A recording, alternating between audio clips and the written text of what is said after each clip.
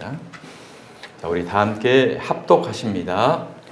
눈은 몸의 등불이니 그러므로 내 눈이 성하면 온 몸이 밝을 것이요 눈이 나쁘면 온 몸이 어두울 것이니 그러므로 내게 있는 빛이 어두우면 그 어두움이 얼마나 더하겠느냐.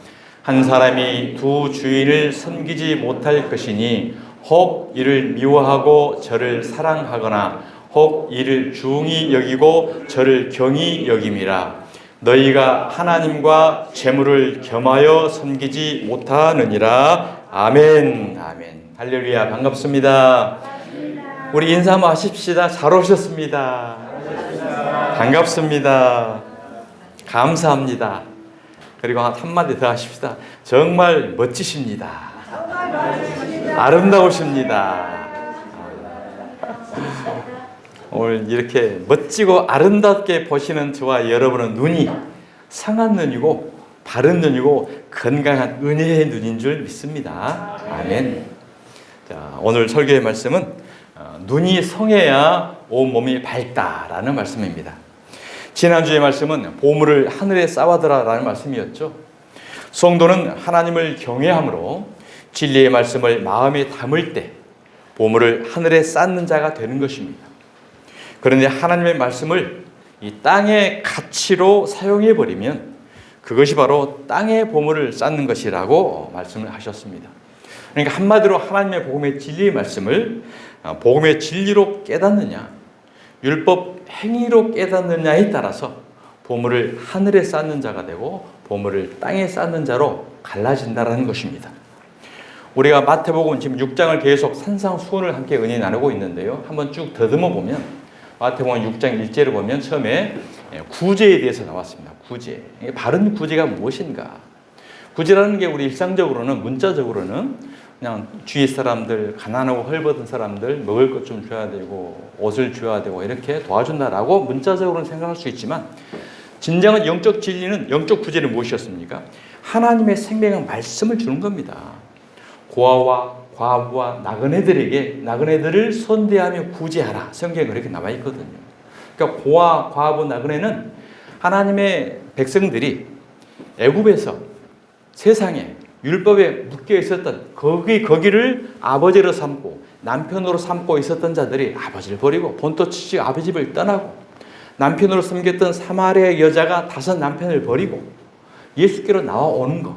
이것이 바로 고아와 구제. 과부와 나그네를 영접하는 것입니다. 구제하는 것입니다. 그래서 애굽에서 출애굽한 하나님의 백성들을 광야로 이끌어내서 거기에서 하늘에 만나 생명 양식을 주는 거예요. 그래서 구제라는 것이 바로 진리의 말씀을 주는 게 구제였다. 그리고 기도에 대해서 나왔죠. 기도. 참다른 기도는 무엇인가? 하늘의 뜻이 땅에서 이루어지게 해달라고 하는 게 기도다. 내 뜻을 이루어달라고 해야 하는 게 기도가 아니고 하나님의 뜻을 땅인 나를 통해서 하나님의 뜻이 이루어지게 하는 것. 이것이 바로 진정한 기도라고 그랬죠. 그래서 일용할 양식을 구하라고 그랬습니다. 일용할 양식은 우리가 날마다 먹는 음식, 밥이 아니라 우리가 영적 양식, 생명의 진리의 말씀을 날마다 구하라는 거예요. 그렇습니다. 그러니까 우리가 주일날 오늘 말씀을 잘 먹으면은 이 양식을 가지고 일주일 살아가야 되잖아요.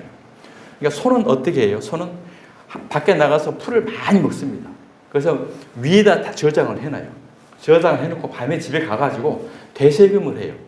되새김을 하면서 계속 누워서 외양간에서 야금 씹어 먹잖아요. 이렇게 되새김 해야 되는 것처럼 바로 저와 여러분도 쪽발이 갈라져야 되고 되새김질하는 짐승이어야 하나님은 정결한 짐승으로 하나님이 받으시는 짐승이 된다는 거예요. 그러니까 오늘 말씀을 딱 받으시고 위 안에 다 저장을 해 놓으시고 집에 가셔가지고 날마다 되새김 하셔요. 유튜브로. 들을 때는 좋아요, 구독, 알림 설정 해주시면 참 좋습니다. 그렇게 해서 오늘 한 번만 들어도 이게 우리가 소화를 잘 못 시킬 수가 있어요. 짧은 40분 동안에 많은 양이 있기 때문에. 그러니까 일단 들으시고 저장해 놨다가 한 번씩 생활할 때마다 계속 꺼내서 들으면 이게 일용할 양식을 날마다 먹는 거예요.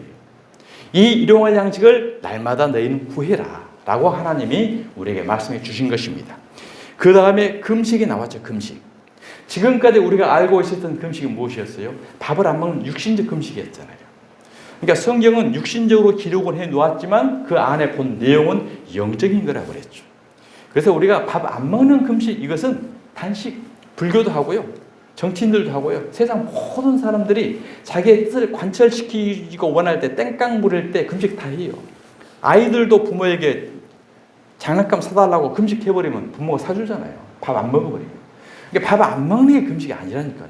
육신적으로는 그게 맞아요. 영적으로는 하나님의 생명의 말씀만 먹고 윤리, 교훈, 도덕, 정치, 철학, 이런 비진리, 이런 것을 먹지 말아라. 이게 바로 예수님이 우리에게 말씀하신 영적 금식이라는 거예요. 그러니까 오직 하나님의, 예수님의 살과 피인 복음의 진리만을 먹는 게 우리가 금식하는 것이다. 금식하지 않는 자는 구원을 못 받습니다. 즉 이 말은 오직 예수 그리스도의 생명의 진리의 말씀만 먹지 않으면 우리가 구원이 없다라는 말씀이 되는 거죠. 자, 그래서 지난주에는 보물이었습니다. 보물을 하늘에 쌓는 자와 땅에 쌓는 자, 바로 이와 같이 하나님의 생명의 진리의 말씀을 하늘에 쌓는다는 것은, 우리가 하나님을 믿으면, 우리가 하나님의 백성들은 우리가 성전입니다. 성전. 왜? 우리 안에 성령님이 오시잖아요. 그러면 하나님이 계시고 성령님이 계시고 예수님이 계신 그곳이 바로 성전이라고 그랬어요. 그럼 우리가 성전이면 우리가 곧 하늘나라가 되는 겁니다. 하나님의 나라는 침노하는 자의 것이라고 그랬잖아요. 나는 침노하러 왔다라고 그랬어요. 그러니까 우리가 침노에서 빼앗는 게 아니고 예수님이 우리를 침노에 들어온다는 거예요.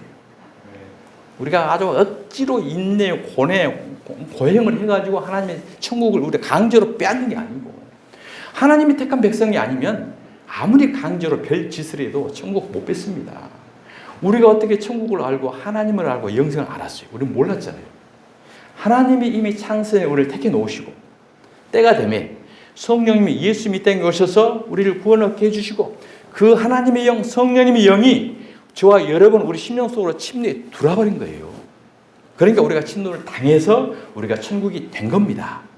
그래서 우리 안에 생명의 진리 말씀을 받아들이는 것이 하늘인 성전이 우리 안에 보물을 쌓는 자가 된다는 거죠. 이 말씀과 맥락을 이어서 오늘 이와 같이 보물인, 보화인, 진주인, 계시록에 보면은 진주들이 하늘나라를 다 만들고 있어요. 12진주문, 12보화, 다 보화 진주라고 했거든요. 이와 같이 하나님의 진리의 말씀으로 성전을 이루고 하나님의 보물을 우리 심령내에 쌓는 자를 하나님은 보화요, 보배요, 진주라고 여겨요. 예수님의 이 땅에 그러한 보배, 그러한 진주가 있는 자를 찾으러 온 거예요. 속에 정말 정결하고 깨끗한 보화가 어디 있는가? 왜? 하나님의 백성이니까. 그런 자를 찾으러 예수님은 이 땅에까지 오셔서, 살아가기까지 오셔서 저와 여러분을 모아서 천국 백성으로 삼아주시는 은혜의 자리에 있다는 사실을 기억하시길 바랍니다. 그래서 이와 같은 천국 보배의 진주가 되기 위한 조건으로 오늘 말씀이 눈이 성해야 한다는 거야. 눈이 성해야. 자, 그러면 눈이 성해야 한다라는 말씀이 무슨 말씀입니까? 바로 이 말은 눈이 성해야 제대로 보고 제대로 말씀을 깨닫고 그 보물을 우리 마음 가운데 잘 간직할 수 있다는 겁니다. 그러니까 이것을 우리 용어로 문학적 용어는 관점이라고, 관점. 그러니까 사물과 현상을 보고 어떤 관점을 보느냐에 따라서 그 내용이 달라집니다. 그냥 단순하게 성경 말씀을 보면서 육신적, 현상적인 나의 필요한 관점을 보느냐, 우리의 영성의 구원의 관점으로 보느냐, 여기에 따라서 우리 눈이 달라진다는 말씀인 것입니다. 자, 그래서 오늘 본문 22절을 보면, 자, 눈은 몸의 등불이니, 자, 본문 한번 띄워주십시오. 자, 눈은 몸의 등불이니, 그러므로 내 눈이 성하면, 이게 눈이 성하면 네 보는 관점이 정말 진리로 바르면 온 몸이 밝을 것이요. 그렇죠. 우리가 바른 눈으로, 진리의 눈으로 하나님 말씀을 깨닫게 되면 우리 온 몸이 밝을 뿐만 아니라 우리가 소속되어 있는 우리 가정, 우리 교회, 이 사회가 진리로, 복음으로 밝아진다는 거예요. 자, 눈이 나쁘면 온몸이 어두울 것입니다. 눈이 나쁘면, 그러니까 하나님의 말씀을 가지고 기복, 신비, 은사, 축복, 세상, 이런 필요한 것들을 계속 여기만 집착되어 있다고 한다면, 그러므로 내게 있는 빛이 어두우면 그러죠. 그러니까 눈이 나쁘면이라는 말과 빛이 어두우면의 말이 동의어로 나와 있어요. 눈이 나쁘면 어둡다고 그랬죠. 빛이 어두우면 그 어둠이 얼마나 더하겠느냐. 그러니까 눈은 바로 빛이라는 거예요. 빛은 바로 예수님이라는 것입니다. 예수님이 바로 말씀이라는 거죠. 그러니까 하나님의 복음의 진리의 말씀을 어떻게 보는 관점에 따라서 우리가 생명의 하나님의 자녀가 될 수 있고 우리 안에 빛을 담을 수가 있냐, 어둠을 담을 수가 있냐. 그러니까 내게 있는 빛이 어두우면 네가 빛이라고 깨닫고 하나님의 말씀을 많이 넣어놨는데 그 빛이 진짜 진리의 빛이 아니라 어두운 빛이야. 그러면 얼마나 어둠이 더하겠느냐. 어둠이 충만하고 어둠이 더하면 결국 갈 곳 목적은 어디입니까? 지옥인 거예요. 천국이 아닌 거죠. 그러니까 우리가 생명의 말씀이 얼마나 관점으로 정상적인 눈으로 깨끗한 눈으로 보는가가 이만큼 중요하다라는 것을 말씀하고 있습니다. 그래서 눈이 나쁘면이라는 말은 말씀을 보는 관점이 육신적인 것이면 그 말씀을 자신의 육신의 필요의 말씀을 이용하면 이게 바로 나쁜 눈이다 라고 성경은 말씀합니다. 그러니까 나쁜 눈을 가지면 하나님의 말씀을 내 육신에 필요한 것들 그리고 내 육신을 자랑하고 내 육신의 보람과 가치를 챙길 수 있는 어떤 비결 이런 것으로 내가 그 말씀을 보게 되면 그것이 바로 보물을 땅에 쌓는 나쁜 눈이라고 그래서 온몸이 어두워질 것이다 라고 오늘 예수님은 우리에게 말씀하시는 것입니다. 그렇게 하나님의 말씀을 진리로 보느냐 율법을 보느냐에 의해서 빛과 어둠으로 갈라지는 것입니다. 그러니까 하나님의 말씀을 어두움으로 율법으로 보는 이유는 마음에 수건이 덮여 있다라고 사도 바울은 이야기를 해요. 자, 고린도후서 15장 말씀을 보겠습니다.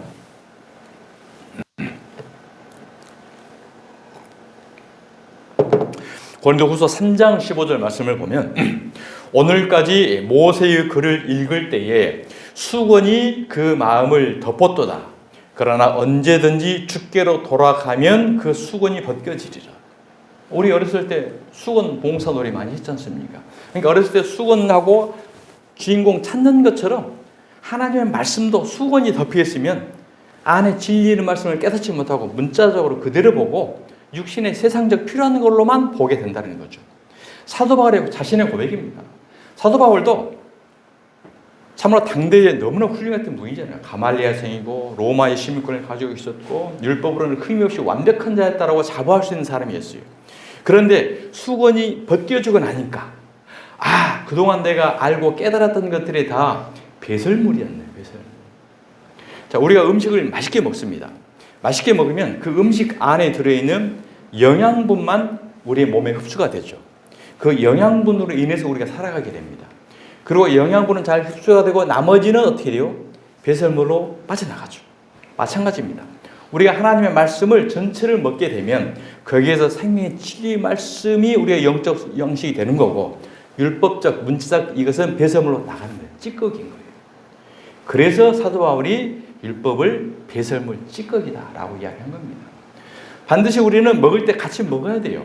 음식을 먹을 때. 어저께 정말 소고기에다가 돼지고기에다가 상추쌈에다가 김치에다 맛있게 먹었지 않습니까? 이걸 너무나 많이 맛있게 먹어가지고 오늘 아침에 이제 안 먹었습니다. 안 먹어도 막 힘이 넘치네요. 그러니까 한번 이렇게 잘 먹어두면 이렇게 누적이 되기 때문에 이게 이제 저장이 되는 거죠. 그러나 반드시 이제 때가 되면 배설물이 나오겠죠. 그 안에 고기와 맛있는 반찬과 이것만 우리의 몸에 축적이 된다는 말씀이죠. 하나님의 생명 말씀을 마찬가지로 진리의 말씀을 우리를 깨달아야 되는 거지 그 찌꺼기가 여전히 생명의 진리의 말씀으로 계속 먹는 사람이 누가 있겠어요? 누가 있겠어요? 요즘에 뭐 청국장 냄새가 비슷해서 된장은 맛있는데 또 찌꺼기하고 냄새가 비슷하긴 하잖아요. 그렇다고 그걸 먹는 사람은 없잖아요. 마찬가지로 사도 바울이 그만큼 고백을 했다. 내가 눈이 가려 있었구나. 수건에 가려 있었구나. 그래서 수건을 벗고 보니까 그동안 내가 알고 있었던 것들이 다 찌꺼기 배설물이었구나. 이것을 고백했다는 것입니다. 사도 요한은 어떻습니까? 계시록에 보면 사도 요한이 밤모섬에 유배돼 가지고 거기서 이제 계시 천국의 환상을 봅니다. 하늘나라의 환상을 봤는데 하늘나라의 보좌에 올라가 보니까 하나님의 보좌에 앉으셨는데 그 손에 두루마리 성경 책이 있어요. 책이 있는데 그 책을 쓰임이 안과 밖으로 쓰여 있다는 거죠.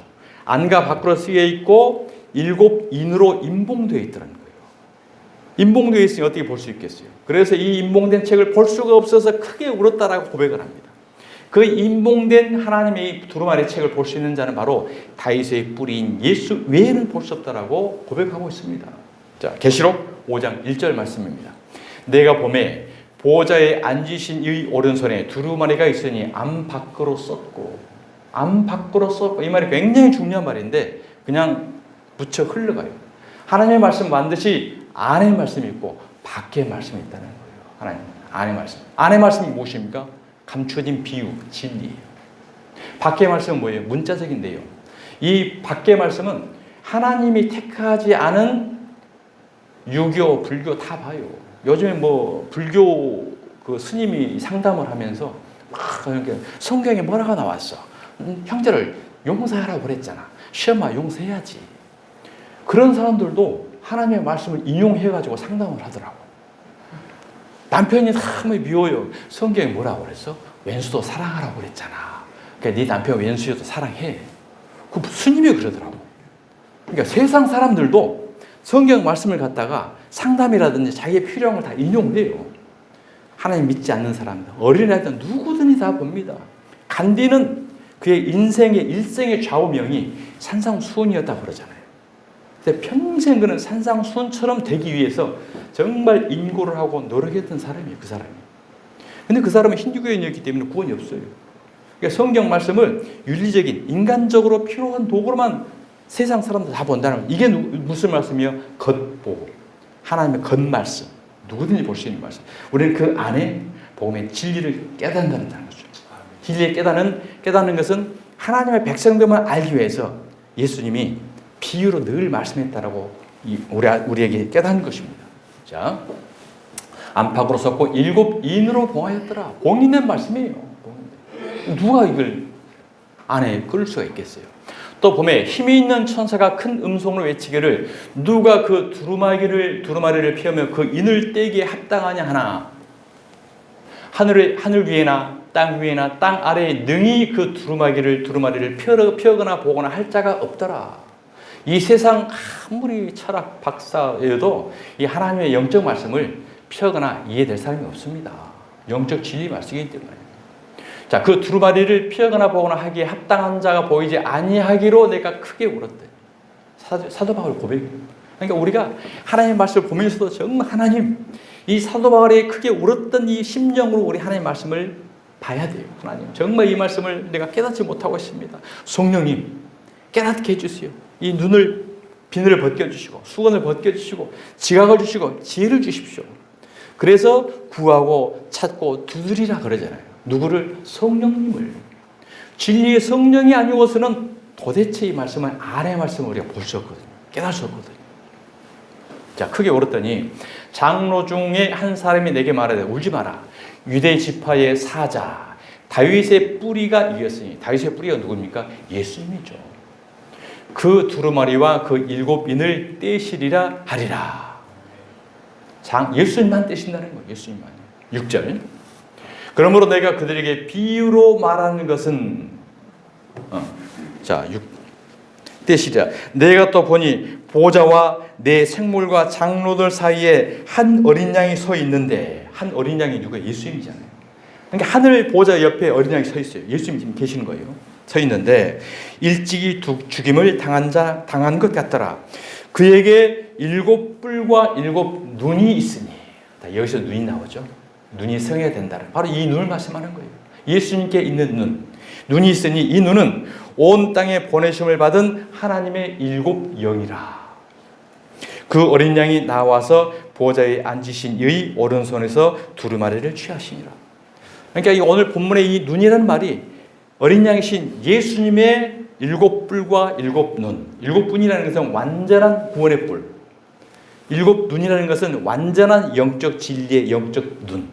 이걸 말씀하는 거예요. 그러니까 일곱 뿔과 일곱 눈으로만이 이 하나님의 말씀을 볼 수 있다라고 사도 바울이 고백한 것입니다. 하나님의 말씀은 천국 비밀이기 때문에 비유로 기록을 해와서 일곱 눈 아니면 껍데기만 볼 수밖에 없어요. 그래서 제자들이 예수님이 물어보죠. 예수님, 왜 하나님 말씀을 꼭 비유로 하십니까? 이게 비유로 아니면 깨달을 수가 없다. 그래서 알 사람은 알고 알아서는 안 될 사람은 모르게 하기 위해서 비유로 해놨다라고 예수님이 말씀하시잖아요. 마태복음 13장 13절 말씀입니다. 그러므로 내가 그들에게 비유로 말하는 것은 그들이 보아도 보지 못하며 들어도 듣지 못하며 깨닫지 못함이니라. 이사야의 예언이 그들에게 이루어졌으니 이르시되 너희가 듣기는 들어도 깨닫지 못할 것이요 보기는 보아도 알지 못하리라. 그러니까 하나님의 택한 백성들은 아무리 성경을 연구를 해도 못 깨달아요. 그래서 이 성경을 어떻게 풀냐면 시대적으로 세대적으로 푸는 거예요. 역사적으로 히스토리에 푸는 거예요. 히스토리. 이스라엘 역사, 세계 역사 가운데 계속 연도비를 해가지고 계속 푸는 거예요. 지금 그렇게 풀고 있잖아요, 신학자들이. 그러니까 이 이스라엘 역사, 세계 역사로 푸는 것은 겉 말씀이고, 히스토리, 역사가 아니고 예수님의 이야기, 그의 이야기, 히스 스토리. 바로 성경은 예수 이야기인 거고 예수의 십자가 사건인 거거든요. 그러니까 히스토리지만 문자적 겉 모습, 이 세계사적 역사를 봐버리는 것은 겉 말씀이고 예수님의 십자가 진리로 이것을 보는 것이 바로 안의 말씀이라는 거죠. 안의 말씀. 깨닫지 못함이라. 이사야의 예언이 그들이 돼. 듣기는 들어도 깨닫지 못할 것이요 보기는 보아도 너희 보아도 알지 못하리라. 이 백성들의 마음이 완악하여져서 그 귀는 듣기에 둔하고 눈은 감았으니 이는 눈으로 보고 귀로 듣고 마음으로 깨달아 돌이켜 내게 고침을 받을까 두려워함이라 하였느니라. 눈이 감았으니라는 게 수건이 감아있다. 수건 봉사라는 거예요. 그러나 너희 눈은 봄으로 너희 귀는 들음으로 복이 있도다. 할렐루야. 하나님이 택한 백성입니다. 예수님의 제자들. 저와 여러분이 바로 우리가 소경이었는데 예수님이 오셔서 성령님이 오셔서 우리의 수건을 벗겨주고 우리의 눈의 비늘을 다 벗겨주고 이 하나님의 진리의 말씀을 보고 듣고 깨닫는 은혜의 자리로 우리를 인도하시는 하나님의 은혜의 자리에 있다는 사실을 기억하시길 바랍니다. 예수님은 이 일을 하시러 오셨어요. 그래서 이사야에 이와 같이 예언을 합니다. 이사야 43장 8절 말씀. 눈이 있어도 보지 못하고 귀가 있어도 듣지 못하는 백성을 이끌어내라. 이끌어내기 위해서 오신 분이 예수님이라는 거죠. 자, 그러면 예수님께서 오늘 본론 말씀이 들어갑니다. 예수님께서 어떻게 저와 여러분, 소경인 저와 여러분을, 귀머거리인 저와 여러분을 듣고 보고 깨닫게 해주시는가. 자, 요한복음 9장 1절로 가보겠습니다. 예수께서 길을 가실 때에 날 때부터 맹인된 사람을 보신지라. 이 맹인은 소경이고 저와 여러분입니다. 제자들이 물에 이르되 라피요 이 사람이 맹인으로 난 것이 누구의 죄로 인함이니까 자기이니까 그의 부모이니까. 예수께서 대답하시되 이 사람이나 그 부모의 죄로 인한 것이 아니라 그에게서 하나님의 하시는 일을 나타내고자 하심이라. 때가 아직 나중에 나를 보내신 이의 일을 우리가 하여야 하리니 밤이 오리니 그때는 아무도 일할 수 없느니라. 내가 세상에 있는 동안에는 세상의 빛이로라. 이 말씀을 하시고 땅에 침을 뱉어 진흙을 이겨 그의 눈에 바르시고 이르시되 실로암 못에 가서 씻으라 하시니 실로암은 번역하면 보냄을 받았다는 뜻이라. 이에 가서 씻고 밝은 눈으로 왔더라. 그렇습니다. 오늘 본문 말씀도 우리가 익히 너무나 잘 아는 내용이죠. 이 본문 말씀을 겉 말씀으로 보게 되면 눈뜬 날 때부터 소경 거지였는데 예수님 만나가지고 예수님이 눈을 뜨게 해줬다. 그래서 예수님은 능치 못함이 없으시기 때문에 우리의 모든 질병을 다 치료하신 분이니까 이제 여기까지는 겉 말씀이에요. 누구나 다 볼 수 있는 말씀. 안 말씀이 뭐냐는 거죠. 진리의 말씀. 이것은 바로 단순하게 인간의 육신적 치료라든지 인간의 문제 해결해 준 이 말씀이 아닌 거고 바로 영적 소경, 영적 귀머거린 저와 여러분을 구원해 주시는 하나님의 구속사적 관점을 우리가 봐야 된다는 거예요. 이게 바로 그냥 성한 눈으로 보는 것입니다. 나쁜 눈으로 보는 것은 자 예수님만 만나면 눈 다 고쳐줘. 혈액병 다 고쳐줘. 모든 문제 다 치료해줘. 그러나 영적 일곱 눈으로 이 성령으로 보게 되는 게 바로 십자가 사건인 거예요. 여기에 십자가가 아직 안 나오잖아요. 근데 바로 이 안에 예수 그리스도의 십자가 복음의 진리가 지금 담겨 있는 것입니다. 자, 9장 1절을 다시 한번 보면 내가 세상에 있는 동안에는 예수께서 다시 1절로 한번 뒤돌아 가시죠. 예수께서 길을 가실 때에 날 때부터 맹인된 사람을 보시니라. 자, 보세요. 예수님께서 사람을 봤습니다. 그런데 날 때부터 소경이라. 맹인된 사람이라. 맹인이 예수님을 먼저 봤으니까 예수님이 맹인을 먼저 봤습니까? 예수님이 먼저 본 겁니다. 예수님. 우리가 예수님을 찾을 수가 없어요. 왜? 소경인데. 눈이 수건으로 덮여있는데 우리가 어떻게 예수님을 볼 수 있어요? 예수께서 길을 가실 때에 날 때부터 맹인된 사람을 봤다는 거예요. 이 봤다라는 내용에는 알다라는 의미가 포함되어 있습니다. 그러니까 이미 창세전에 아는 자신의 백성들을 찾아온 거예요. 그 길을 따라서 온 거예요. 사마리아 우물가까지 가시죠. 저 베데스다 연못 행각 5 안에 38년 된 병자에까지 예수님이 가시죠. 늘 예수님은 하나님의 백성을 찾아가시는 거예요. 찾아가셔가지고 보고 알고 그를 고치기 위해서. 자, 2절 보면 제자들이 물어 이르되 라피오 이 사람이 맹인으로 난 것이 누구의 죄로 인함입니까? 자기입니까? 부모입니까? 이제 이와 같이 물어봅니다. 자, 소경은 주님이 오실지도 몰랐을 뿐만 아니라 주님의 이름을 부르지도 않았습니다. 그는 주님이 누군지도 몰랐고 주님이 어떤 능력을 가진 분이신지도 몰랐습니다. 따라서 그는 주님께 눈을 뜨게 해달라고 부탁을 할 일이 없겠죠. 자신은 평생 태어난 암서부터 소경이었기 때문에 예수님 만나가지고 내 눈을 좀 뜨게 해달라고 해볼까? 이런 생각조차도 없었다는 거죠. 그래서 성경에서 소경을 죄인들의 상징을 단어라고 많이 쓰는 겁니다.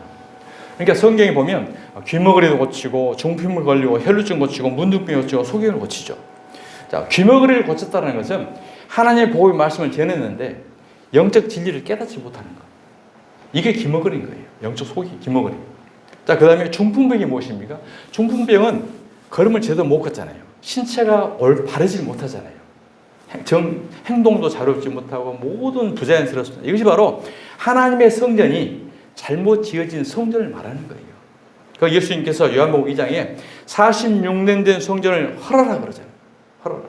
그러니까 우리가 잘못된 말씀으로 비질을 잔뜩 먹고 하나님의 말씀으로 성전을 바르게 세워지지 못한 게 중풍병 현상으로 우리가 보여지는 거예요. 가시적 현상으로. 혈루증을 고친 사건이 나오죠. 혈루증은 뭐예요? 말 그대로 피가 막 쏟아져 나가는 거잖아요. 예수도 그래서 생명의 진리를 보혈의 피를 마음속에 간직하지 못하고 쏟아버리는 병. 듣기는 들었는데 생명의 말씀으로 우리의 영혼이 죄사함 받고 진리로 깨달아야 되는데 이게 하나님의 생명의 진리 보혈의 피를 땅바닥에 흘러버려요. 세상으로. 이게 혈루증 질병인 거예요.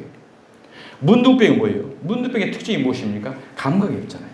그러니까 하나님의 말씀은 불이요, 검이요, 칼이요, 방망이라고 그러죠. 그러니까 하나님의 말씀을 들으면 진짜 말씀을 들으면 찔려요. 아파요. 불로 우리 제약이 태워져요. 힘듭니다. 말씀은 그래야 돼요. 그런데 아무 감각이 없어. 찔려도 감각이 없고 불 방망이 감각이 없어. 이게 문둥병이에요. 그런 질병들을 예수님이 영적으로 고치러 오셨다는 거지 육체적 현상을 그것은 그냥 단순하게 껍데기인 거예요. 껍데기. 그러니까 이렇게만 봐버리면 아직 영적인 수건을 가리고 간다는 거예요. 천국을 향해 가고 있어요. 누구야? 인도자도 수건을 가려있고 따라가는 사람도 수건을 가려있고. 그럼 인도자나 따라가는 사람 다 수건 가리고 가면 목적지가 어디예요? 구덩이에요. 구덩이. 소경을 인도하면 구덩이에 받는다. 자, 그래서 제자들이 이제 물어보죠. 누구 죄로 인함입니까? 부모의 죄로 자식이 징벌을 앓거나 불행을 당한다고 생각을 했죠. 이게 바로 이제 조상 탓. 여전히 우리 세상이 막 조상 탓 많이 하잖아요. 자, 이렇게 조상 탓을 근거로 한 이유는 출애굽기 20장 5절 말씀입니다. 율법적 말씀이에요. 자, 출애굽기 20장 5절. 그것들에게 절하지 말며 그것들을 섬기지 말라. 나 내 하나님 여호와는 질투하는 하나님인즉 나를 미워하는 자의 죄를 갚되 아버지로부터 아들에게로 3, 4대까지 이르게 하거니와 나를 사랑하고 내 계명을 지키는 자에게는 1000대까지 은혜를 베푸느니라.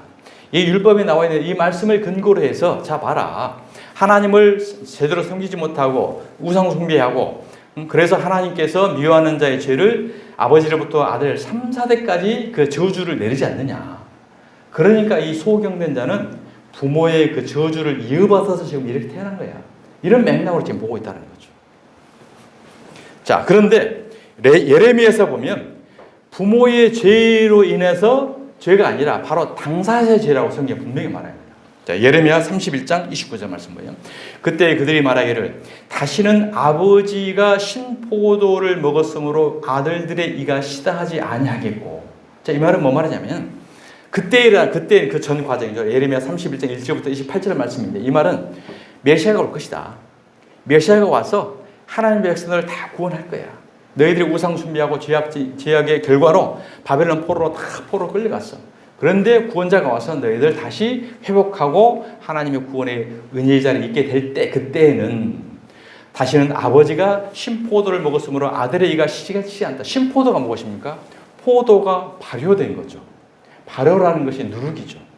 누룩 성분이죠. 누룩, 발효, 한마디로 말하면 썩었다는 거예요. 이게 바로 율법을 말하는 것입니다. 누룩은 율법을 의미하는 거거든요.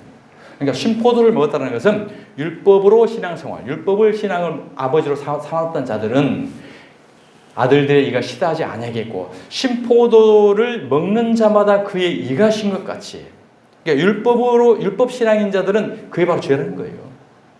자기의 죄악으로 말미암아 죽으리라.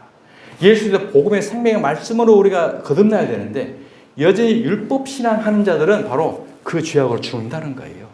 신포도주가. 자, 그러면 아까 우리가 그 출애굽기 아버지로 3, 4대에 이르는 죄를 갚겠다라고 하는 이 말씀은 도대체 무슨 말씀이냐? 이 말씀은 그 하나님께서 미워하는 자의 죄를 3대로 이 땅에 오실 예수님에게 하나님이 갚겠다는 거예요. 우리가 우리의 죄를 갚을 수 있을까요? 없을까요? 우리가 우리의 죄를 갚을 수가 없어요. 우리가 우리의 죄를 갚아버리면 우리가 구원의 주체가 되는 거잖아요. 그러면 우리가 죽어서 죄를 갚아버리면 우리는 정상이 될 수 있네요. 의론자가 될 수 있네요. 우리가 우리의 죄로는 갚을 수가 없어요. 우리가 우리의 죄를 갚을 수 있는 방법은 오직 예수님밖에 없는 겁니다. 마태복음 1장 17절 보겠습니다. 자, 그런즉 모든 대수가 아브라함부터 다윗까지 14대요. 다윗부터 바벨론으로 사로잡혀갈 때까지 14대요. 바벨론으로 사로잡혀간 후 그리스도까지 14대라. 그러니까 14대 3대로 오신 예수님 말하는 거예요. 아버지로부터 아들에까지 죄. 아버지는 아브라함이잖아요. 믿음의 조상 아브라함의 아버지 아브라함이요 그러잖아요. 그러니까 아버지 아브라함부터 아들인 예수까지 3대로 오신 그에게 하나님이 죄를 갚게 할 거야. 이것을 하나님이 말씀한다는 거예요. 그러니까 구약 때부터 여전히 아직도 율법주의자들은 계속 본인이 저주를 받아서 갚겠다라고 여기고 있는 거예요. 이것을 예수의 관점, 예수의 십자가의 관점, 구속사적 관점으로 들어가야 이 성경은 다 풀어지는 거예요. 성경의 키가. 그러니까 늘 우리가 말씀 나누고 있지만 전체 맥락은 다 예수잖아요. 다 예수고 다 십자가로 들어가잖아요. 이 말씀을 전부 풀어놓은 거예요. 성경은 전체가 다. 그래서 죄와 허물로 죽어 소경의 상태에 떨어진 자들이 거듭나서 하나님 나라를 볼 수 있게 되는 것은 구원이라 하는 것이고, 그것은 바로 주님이 바로 이 일을 하러 이 땅에 오셨다는 것입니다. 그래서 예수님께서 대답하여 이르시되 내가 진실로 너희에게 이르노니 사람이 거듭나지 아니하면 하나님의 나라를 볼 수 없다. 이 거듭난다는 것이 죽였다가 다시 살리는 거예요. 죽였다가 다시 살리지 않으면 너희는 하나님 나라를 못 봐. 그러면 죽였다가 살리는 것이 우리가 죽고 사는 겁니까? 하나님의 예수님을 죽였다가 살리는 거, 십자가 사건. 그래서 예수님과 우리와 저와 여러분을 연합 하나를 돼가지고 예수를 죽이고 살리는 것이 저와 여러분이 죽고 살리는 걸로 칭해준다. 이게 바로 칭의의 믿음인 것입니다. 이걸 믿는 게 오직 믿음이에요. 이래서 저와 여러분이 구원의 은혜에 있게 된다는 사실을 믿으시기 바랍니다. 지금 오늘 말씀이 신학적 논리가 엄청 들어가 있기 때문에 소화가 안 될 거예요. 딱딱해가지고. 그러니까 계속 곱씹어야 돼. 곱씹어보면 그 속에 단물이 조금씩 주면 그 말씀, 이 말씀이고, 이 말씀, 연합의 논리, 구원의 논리, 오직 은혜의 말씀, 진리 다 들어가 있는 거기 때문에 이것을 일단 잔뜩 받아 놓으세요. 콩나물도 물을 계속 부어놓으면 되잖아요. 자기가 콩나물 크려고 한 게 아니에요. 계속 물만 뒤집어 썼는데 나중에 자기 이만큼 커 있잖아요. 지금 계속 물을 붓고 있습니다. 계속 물을 붓고 있으면 어느 시점 되면 콩나물이 이만큼 부쩍 커 있을 겁니다. 아멘. 자, 그래서 이제 다시 오늘 본문 요한복음 9장 말씀을 뒤로 돌아가 보면 요한복음 9장 6절 말씀입니다. 자,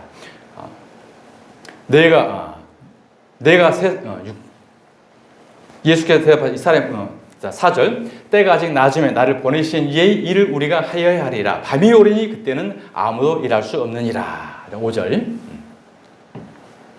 내가 세상에 있는 동안에는 세상의 빛이로라. 그러죠. 아까 그 눈이 어두우면 얼마나 어둡겠느냐. 빛이 어두우면 온몸이 어두울 것이냐. 똑같은 말씀이죠. 그러니까 예수님이 빛, 본인의 빛인 거예요. 내가 빛이라는 걸 말씀하는 거죠. 이 말씀을 하시고 땅에 침을 뱉어 진흙을 이겨 그의 눈에 바르시고, 이상한 짓을 하시죠. 하나 예수님이. 엉뚱한. 자, 예수님은 말씀만 해도 되잖아요. 그래, 네 눈 뜨게 해줄까? 눈 떠라. 그럼 떠요. 굳이 손만 대도 뜨고 말씀만 해도 뜨고 어떤 방법으로든 뜨게 할 수 있어요. 그런데 하나님은, 예수님은 특별한 방법을 지금 퍼포먼스를 하고 계신 거예요. 자, 침을 땅에 뱉어가지고 땅에 흙하고 자신의 침하고 이겨요. 이 익은 흙을 눈에 발라줘요. 이게 무슨 의미일까요? 이것이 바로 이스라엘 백성들을 출애굽시켜요. 40년 동안 광야를 걷게 합니다. 광야를 걷게 하신 이유를 뭐냐면은, 너희가 떡으로만 사는 것이 아니요 하나님의 입으로 나오는 모든 말씀으로 살게 하려고 광야 40년을 걷게 했다라고 해요. 그러니까 우리 영적으로도 하나님의 말씀만 사는 거예요. 하나님의 입에서 나오는 말씀, 예수님의 입에서 나오는 산상복음, 예수님의 입에서 나오는 침, 다 같은 의미예요. 침이 물이잖아요. 물은 말씀을 의미하는 겁니다. 물은 성령을 의미하는 거예요. 이 땅이 뭐예요? 땅은 티끌, 흙이잖아요. 저와 여러분이 무엇으로 만들어졌습니까? 티끌, 흙으로 만들어진 거예요. 그러니까 예수님이 티끌인 죄인이 흙인 저와 여러분하고 연합사건, 지금 하나가 되고 있는 사건을 이와 같은 비유로 진리 가운데 감춰놓은 말씀을 우리에게 말씀해 주고 있는 겁니다. 그래서 이 예수님이, 하나님이신 예수님이 인간의 육체의 몸을 이 땅에 입고 이 땅에 오셔서 죄인이 썩어져 죽을 수 있는 흙인 티끌인 저와 여러분하고 연합 하나가 되어버려서, 그래야 십자가에 죽고 우리가 다시 사는 거잖아요. 이렇게 해서 그 죄인의 눈에 그 흙을 바릅니다. 이 흙은 바로 예수님 자신이에요. 우리의 모든 죄예요. 그리고 이 소경이 어디까지 갑니까? 실로암으로 가죠. 실로암으로 가서 거기서 다 씻어냅니다. 실로암이 또 무엇입니까? 실로암은 번역하면 보냄을 받았다는 뜻이야. 실로암도 누구예요? 예수입니다. 하나님의 보내신 자, 내 백성을 자기 죄에서 구원할 자, 구원하기, 우리의 모든 죄를 씻게 하려고 예수님이 오신 거잖아요. 그러니까 실로암도 예수예요, 예수. 그래서 예수님과 티끌인 소경이 하나가 돼가지고 죄를 잔뜩 짊어져 소경이 깜깜한 보이지 않는데 거기 가는 거예요, 지금 실로암까지. 이 모습이 예수님의 모습이고, 이 모습이 저와 여러분의 신앙생활 모습입니다. 우리가 예수님과 우리의 죄와 티끌을 눈에 잔뜩 지금 덕지덕지 묶고 여기에 가고 있어요. 우리 신앙이 잘 안 보이잖아요. 더듬더듬 가고 있잖아요. 진리 말씀만 듣고 따라가고 있는 거예요. 이 모습을 보고 그 세상 사람들이 얼마나 이 소경을 손가락질 했겠어요. 자, 소경 거지. 소경이기 때문에 거지잖아요. 소경이기 때문에 음식을 분별을 못해요. 주는 대로만 먹어야 돼. 왜? 살아야 되니까. 먹고 살아야 되니까. 복음인지 진리인지 율법인지 아무도 모르는 것도 아무 선포되는 거 다 먹어. 소경이고 거지니까. 육체로 살아야 되니까. 그러면서 신랑까지 가라고 하니까 한 걸음 한 걸음 걸어가는 과정에 세상 사람들이 손가락질 합니다. 병신, 소경, 눈에 덕지지 붙이고 정말 바보, 온갖 조롱을 다 해요. 거기에 굴하지 않고 한 걸음 한 걸음 신랑까지 걸어가는 모습, 저 천국을 걸어가는 모습, 이 모습이 저와 여러분의 신앙생활인 줄 믿습니다. 거기 가서 마침내 실로암이 눈을 씻어요. 눈을 씻기 위해서는 반드시 엎드려야 됩니다. 무릎을 꿇어야 됩니다. 물이 실로암은 낮잖아요, 지대가. 거기서 무릎 꿇고 엎드려서 눈을 씻을 때 눈에 붙어 있었던 예수님과 저와 여러분의 연합이 물 속에 빠져 죽은 거예요. 이게 바로 요나의 사건인 거죠. 요나의 뱃속에 들어가서 물속에 들어가서 죽고 3일 만에 요나 물속에 튀어나오는 거. 예수님의 형상. 이게 바로 십자가의 의미인 것입니다. 이래야만 우리가 소경이 눈을 뜨고 살았더라 그러잖아요. 이 사건이 바로 십자가 사건이에요. 십자가 사건. 주님의 침과 흙이 섞이는 것이 바로 하나님이 보내신 무지한 성자 하나님과 저주받은 죄인인 저와 여러분이 하나가 되어버리는 것입니다. 그것은 죄인 속으로 성자 예수님이 전가되시고 성자 예수 안으로 저와 여러분이 죄인이 전가 들어가는 것입니다. 하나님으로부터 보내심을 받은 예수님의 육신의 몸을 입으시고 다른 말로 더러운 티끌과 연합 이겨져서 죄인의 함부에 붙여져서 가장 비천한 죄인의 모습이 되어져서 실로함에 빠져 죽는 모습으로 죄인인 저와 여러분을, 그리고 예수님의 자신을 우리에게 보여준 사건인 것입니다. 가정에서, 직장에서, 교회 안에서 이제 저와 여러분이 이 눈에 덕지덕지 붙어있는 이 흙을 안고 나아가는 것입니다. 그리고 가장 낮은 자리에서 우리가 예수님처럼 섬기는 모습으로 나아가는 것입니다. 세상에 참으로 명망이 있고 훌륭한 사람이 교회에 와서 하나님의 말씀 앞에 엎드려 섬길 때 그 모습이 얼마나 은혜고 감동이겠습니까? 바로 그게 바로 너희 빛을 사람에게 비치게 하라는 것입니다. 자, 마태복음 6장 오늘 22절, 눈은 몸의 등불이니 그러므로 내 눈이 성하면 온 몸이 밝을 것이요. 그렇습니다. 이같이 너희 빛이 사람 앞에 비치게 하여 하나님께 영광을 돌리게 하라라고 예수님이 우리에게 말씀합니다. 마태복음 5장 14절 말씀입니다. 너희는 세상의 빛이라. 빛이 이제 예수님이셨죠? 그 예수님이 우리 안에 도는 거죠. 그러니까 저와 여러분은 지금 빛을 발광하고 있는 거예요.